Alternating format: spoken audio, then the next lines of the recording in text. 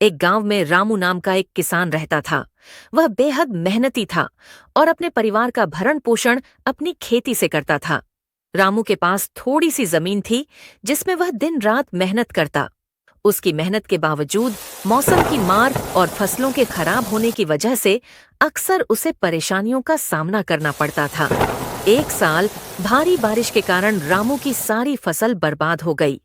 उसके पास अगले साल के लिए बीज खरीदने और अपने परिवार का पेट भरने का साधन भी नहीं था। उसकी स्थिति देखकर गांव के लोग भी दुखी हो गए, लेकिन सबकी हालत कुछ ऐसी ही थी कि कोई उसकी मदद करने में सक्षम नहीं था। रामू को इस मुश्किल घड़ी में समझ नहीं आ रहा था कि वह क्या करे। निराश होकर वह एक दिन गांव के एक बुजुर्ग व्यक्ति के पास गया, जो अपनी बुद्धिमानी के लिए प्रसिद्ध थे। बुजुर्ग ने रामू की परेशानी सुनी और उसे सलाह दी। बेटा, हिम्मत मत हारो। मेहनत और धैर्य से हर मुश्किल को पार किया जा सकता है। हो सकता है कि तुम्हारे पास बहुत बड़ी जमीन न हो, लेकिन अपनी छोटी सी जमीन का ही अच्छा उपयोग करो। रामू ने उनकी बात पर विचार किया और खुद को संभाला।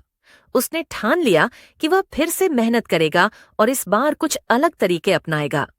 उसने अपने खेत के एक हिस्से में सब्जियां उगाना शुरू कर दिया और बचे हुए हिस्से में कुछ जल्दी बढ़ने वाले फसलें लगाईं।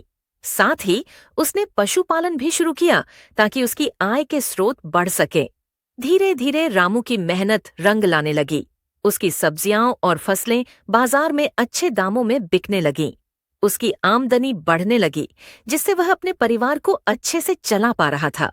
उसकी लगन और मेहनत को देखकर गांव के बाकी किसान भी उससे प्रेरणा लेने लगे और नए तरीके अपनाने लगे।